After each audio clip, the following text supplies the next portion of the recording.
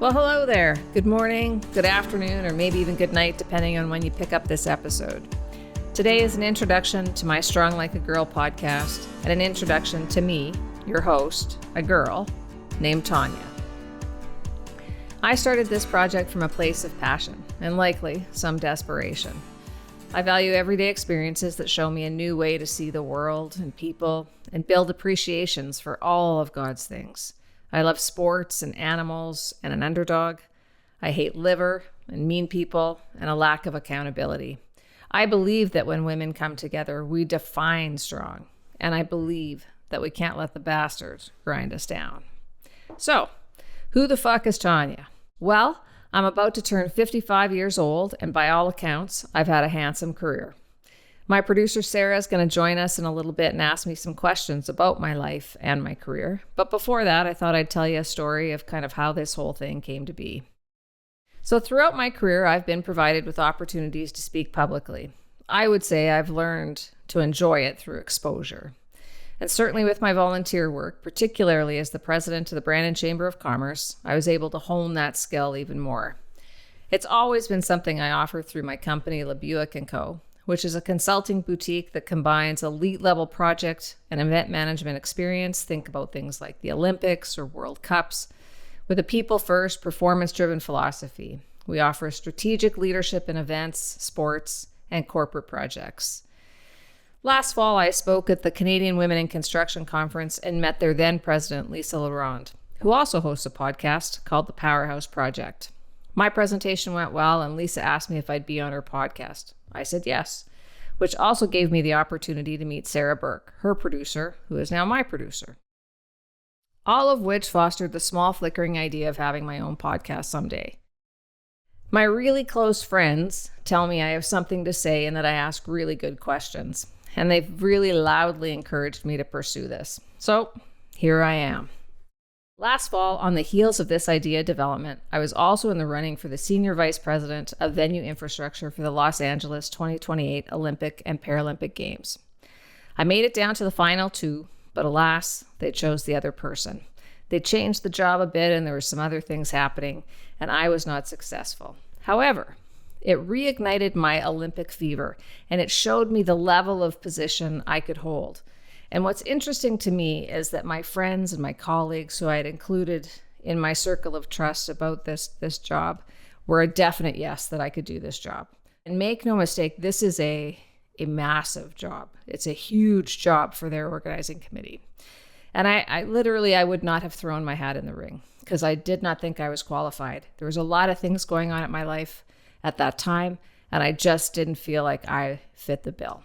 But my friends, my colleagues, past staff, they all said, this is you. This is your job. So zero hesitation. They were sure, and I went ahead and did it. And if you look at my career history, I was built for that job, and I wanted that job really, really badly. And I can look back now and see that me wanting that job tied a lot of things together for me, of things that I wanted for myself. Predominantly, I wanted some change. And I'll unpack that more in some episodes to come. And all of this, the job and everything, all of this was happening while I was renovating my home. My father was in the hospital bouncing between he can come home or he may die. My personal life was in a state of war, and I was pursuing what was for all intents and purposes my dream job. It was hard. It was good. And it pushed me to start making better decisions for myself. I have lived a long time believing I deserve every bad thing that happens to me, and that good things are also not meant for me. The road I was given and the ones I have chosen have not been easy, but they have given me some great stories, equally great opportunities to evolve and grow and learn. I have a very strong faith in a higher power that I call God, and I have the best friends who have fed the parts of my soul that were both broken and behind some fairly robust walls. I hope you will meet my best friend and other friends and friends of my friends, all who remind us that we are an essential part of humanity and the structure of the way the world works. I will share some of my personal lessons, the hard ones, the good ones, the ones I seem to learn over and over and over again. And we're going to talk about careers and kids and parents and siblings and hard things and good things and funny things. Besides starting Strong Like a Girl podcast, we're developing a line of merchandise, a social media presence, along with offering keynote speaking, all of which will be housed in a new website. I'm pursuing all things strong while maintaining my day job. So what's my day job? In addition to operating LaBuick & Co., I'm an equity partner and sit as the chief operating officer for 3 companies based in Brandon, Manitoba, Canada. CW2 Construction and Design is a general contractor for commercial construction. Guardian Fencing is a fencing contractor that offers services in commercial, residential, and agricultural spaces. And lastly, CW2 Holdings is a property acquisition and development company.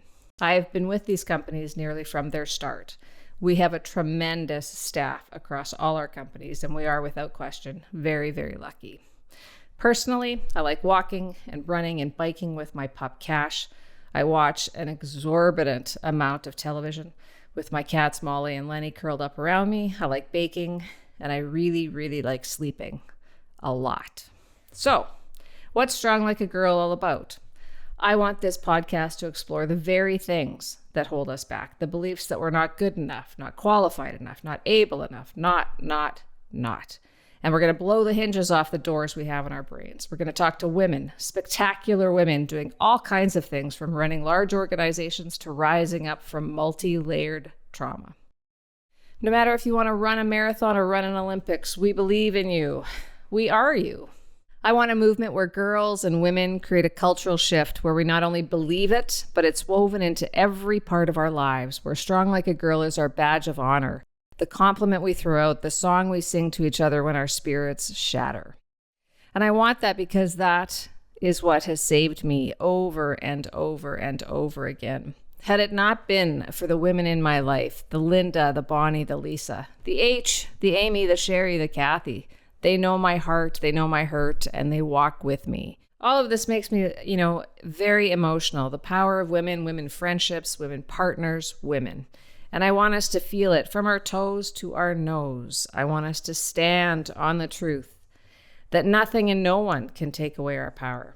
We're born with it. It's our generational right. It's our God-given foundation. It is our way forward. So welcome to Strong Like a Girl.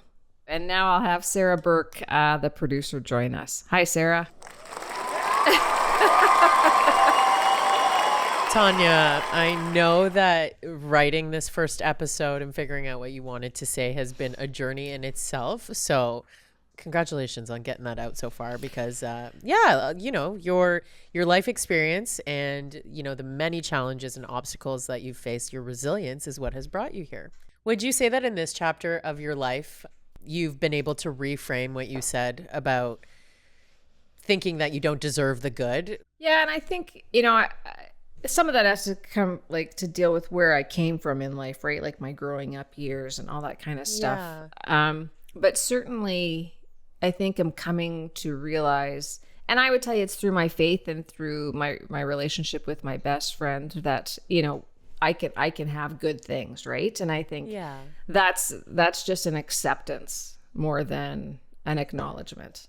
So we didn't learn too much about, who you are and where you came from growing up. I would love to spend a few minutes on that. Sure. Did you grow up in Brandon, Manitoba? Sort of. I lived in Winnipeg till I was 7, and then I moved here. Our family moved here then, and I spent my formative years here, and then I bounced around a lot after I graduated from high school. And what's it like living in a somewhat rural environment, but also working on huge international events, right? Like you mentioned, World Cups and Olympics. How's the travel thing in your career? Yeah, I travel a lot. When I did the Women's World Cup with Soccer Canada and FIFA in 2014 and 2015, I flew constantly. That's all I did was pretty much on a plane, right? Because, end to end in the country were the venues and stuff. So I would tell you that living in Brandon provides me with a very nice life. I have the ability to own a home, and you can get anywhere in 8 or 10 minutes. And, the river's a block from my house. And so there's all those kinds of things. But I would love to have a bigger airport that services more connections from here for sure. But I haven't traveled in a long time. I kind of took a break from it. I think I was a bit burnt out from flying for sure. Yeah. Oh, coming out of my last, corporate job, I was burnt out from flying and traveling too. So I get that. So You also mentioned that you learned to love public speaking in your intro. And that tells me that it was something that you faced rather than something you chased. Do I have that right?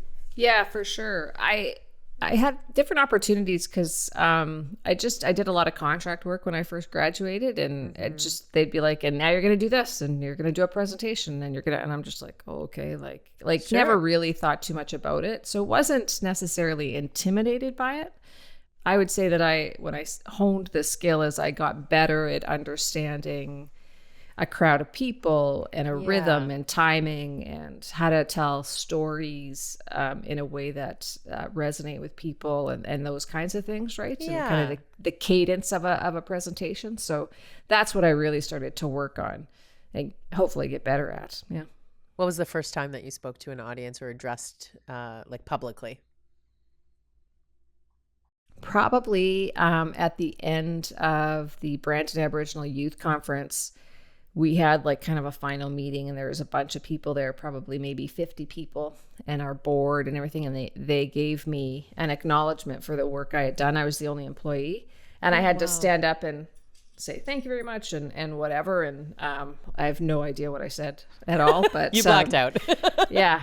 And I would have been 23. Yeah. Cool. What did you want to be when you grew up, when you were, maybe 6 years old, 5 years old? What would you have told your parents? Probably a vet. Something to do with animals. Yeah. I don't know that I really had a lock on anything particularly that I wanted to do. What I do recall very, very significantly is a vision that I had that I would have my own vehicle and I would have my own dog. And I would get into it and I would put my purse in the back seat and my dog would be in the back. And that, I would own those things. And that was a very clear vision for me. Yeah.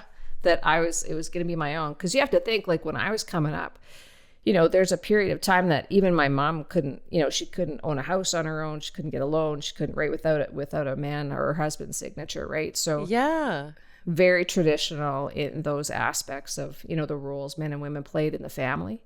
So that was a very significant thing for me as a child that I really focused on that. And I was like, I'm going to have my own stuff. Yeah.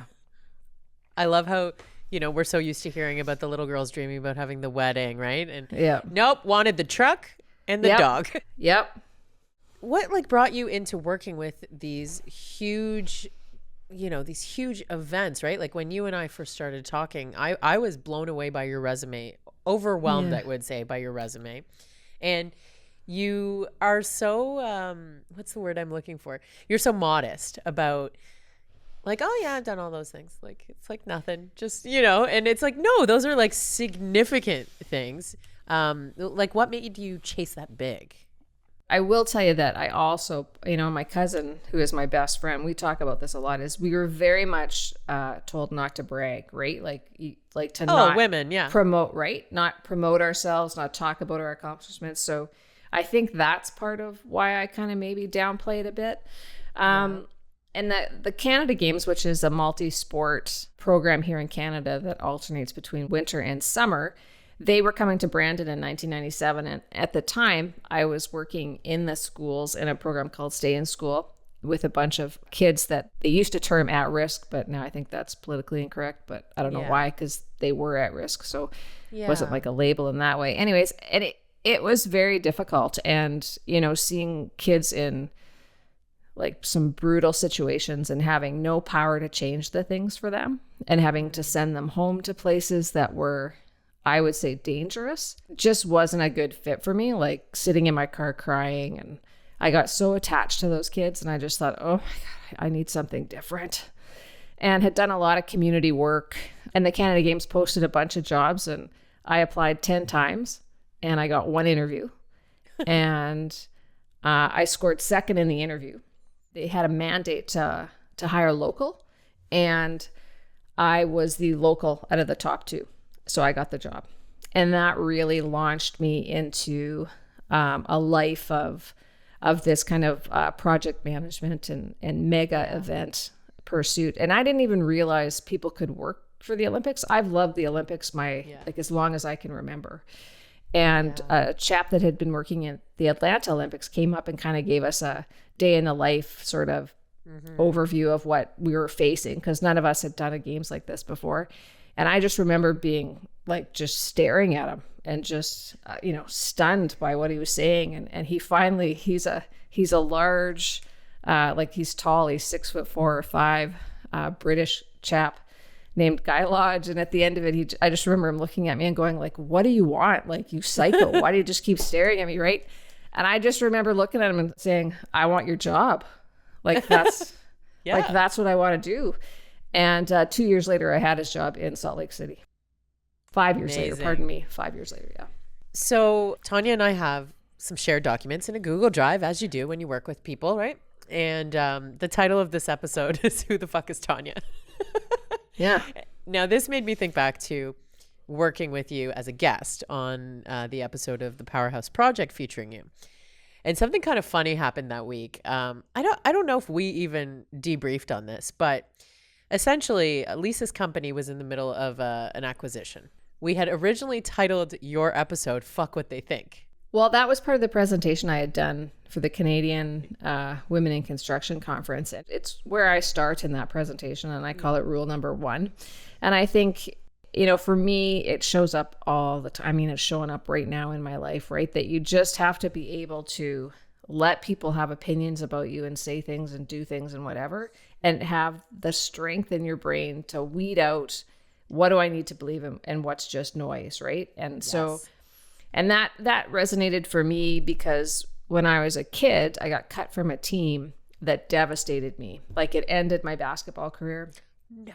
And he didn't have to cut me. He cut me because he didn't like me. And I know that for sure. And so, it was understanding that people have power that they misuse. And so how that kind of followed me in my life, and trying to come to terms with that and understand that, and knowing that if and when I'm ever invested with that kind of power, that I wouldn't use it for poor reasons. And I see it, my stepdaughter, Piper, who's an incredible young woman, also was cut from a team, and they gave her like crappy feedback, right? And I just remember saying, listen, we can believe them, or we can work harder and try again. Like, that's really the options, right? And if you believe them, like, it's just one opinion. So fuck what they think. Like, what do you think? Like, right? And so in those moments, I often go to my circle of trust, and I have, like, when I say I have great friends, like, I have incredible people in my life who just go, no. Yeah. That's not who you are. That's not what we want to believe. Here's what we know. Here's the truth, and kind of bring you back to that. So that's where it came from. And I believe that. I think it's a very powerful statement. Yeah. So after we published the episode, someone gets word that the episode has a fuck in the title. Yeah. And we are asked to change it. Now, what's so funny is I think women swearing is a little piece of confidence that has nothing to do with your intelligence or your IQ. I think it's just about being confident in the way that you talk. That's one of my beliefs. And I have a bit of a trucker mouth, and you have a truck and a dog. Yeah. And I'd love you to talk about your experience speaking like that as a woman. Well, I do work in construction, so it's, and I've worked with the military, and that was the first place in a workplace during a presentation I ever saw somebody use the word fuck. Was it a military person? We were at a presentation, and they said something about the fuck in this, and I was like, what? Allowed to swear like that? Yeah. But again, I think it's, women you're meant to be well behaved. That's not how women talk and things like that. And even with this, my mom said to me, well, are you going to swear? Like on the For your podcast? Yeah. And I said, abso-fucking-lutely. Yeah. Right? Like I said, because I swear, I think there's degrees, right? Like, go to the fucking corner for a fucking loaf of fucking bread that's when people first discover the word, right? And you're like, well, hang on a second, like there's some moderation here. But I think it's a great word that is very versatile, and you can use it in lots of ways. And I don't think swearing's bad. I mean, there's some swears that I would probably I don't like, and I don't think it diminishes who you are as a person or That's what I'm anything like getting that. I think it's how you use that swear is what will, or how you treat people when you swear, and all those things that kind of, I think, form the opinion of who you are. Yeah. I almost want you to have Piper and your mom on as guests at some point. I'd love to have Piper on. Piper's I don't know if my mom would come on. Be interesting to see. Yeah. Yeah. So one thing for me that's been really important in my come up in my career has been mentors, because I don't always learn from the people who are above me, or the people you think you should be learning from in like traditional settings.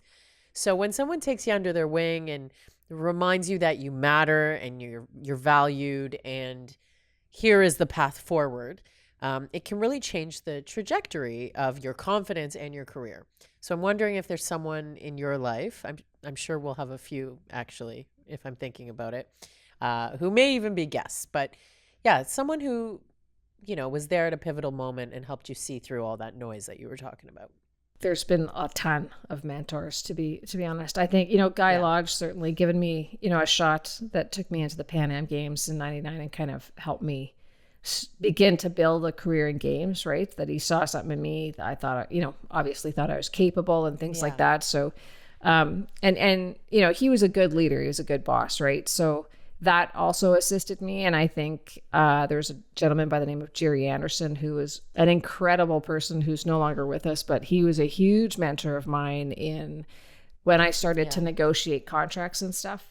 And his coaching for me and things like, you're going to have to be prepared to walk away from this. Like, this is your line in the sand. Yeah. And I was like, right. And actually, a guy that I grew up with, his name is Bob Lawrence, and he was my accountant for many, many, many years. And now he's the big poobah, so he can't be my accountant. But some of the best advice he ever gave me was when I was submitting rates for a contract, and I sent it to him, and he phoned me, and he said, "Yeah, you got to up them." And I was like, "What? No, there's it already seems like so much money." And he said, no. You have to that's not the going rate. You got to increase it. I'm like, "But I really want to do this work. I really, really, really want to do this work." And he goes, "I know, but you got to increase the rate." And I was like, "Fuck." Okay. So I listened to that him. idea of your value will speak for itself for the number. Yeah. So I listened to him and I was like, okay. And I hit send, and they came back and went, "Right. So we'll send you a contract." And like, no questions, no bicker. And I was like, what just happened? Right. Yeah. So yeah, things like that. I think there's been so many people who have coached me and helped me and given me opportunities and just let me try. Like, even when I went to Salt Lake for the Olympics, I got in there and they pretty much said, "Here's $14 million. Have a great time, deliver the program." And I was like, okay, and so just people really gave me a lot of leash, and I'll work hard. I'm not afraid to work hard and figure stuff out and do all that. And so just really grateful to all the different people. Lots of men helped me, lots of men in leadership positions. Yeah.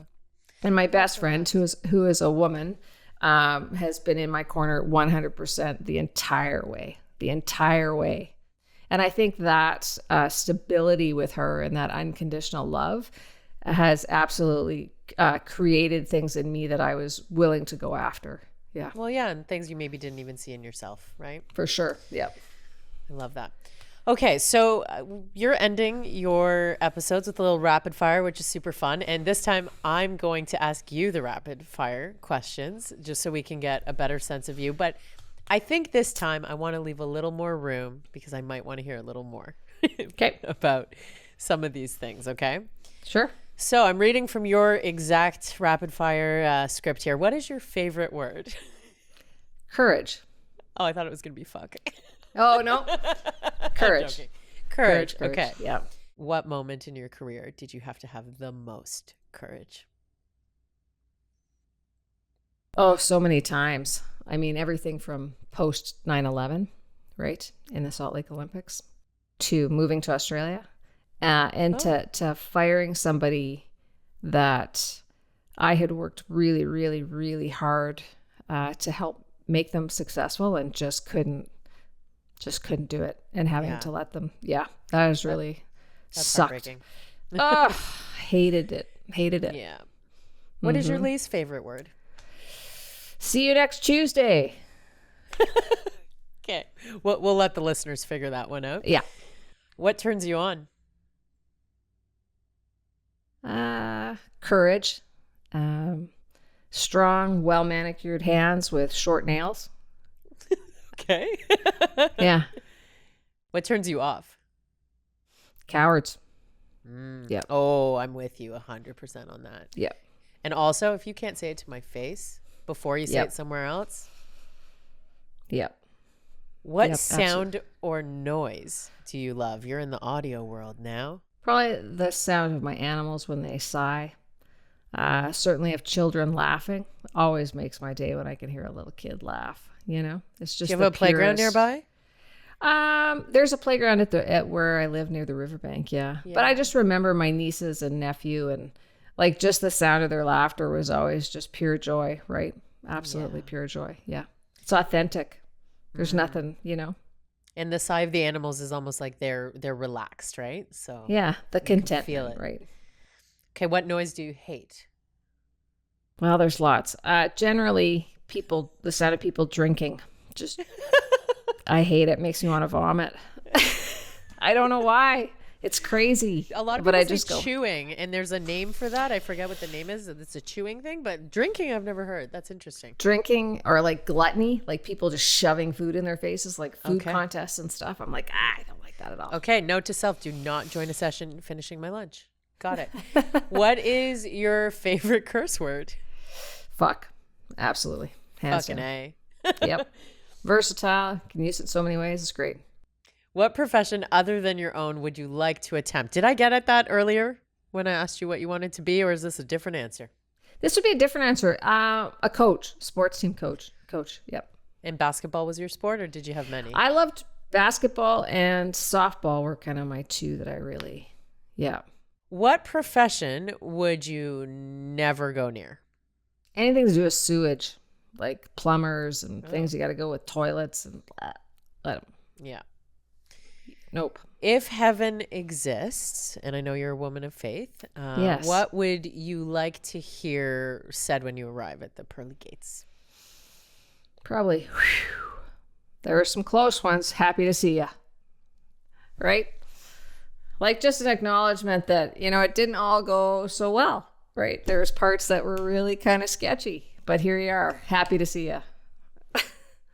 And this is your closer with every guest. What does strong like a girl mean to you and about you?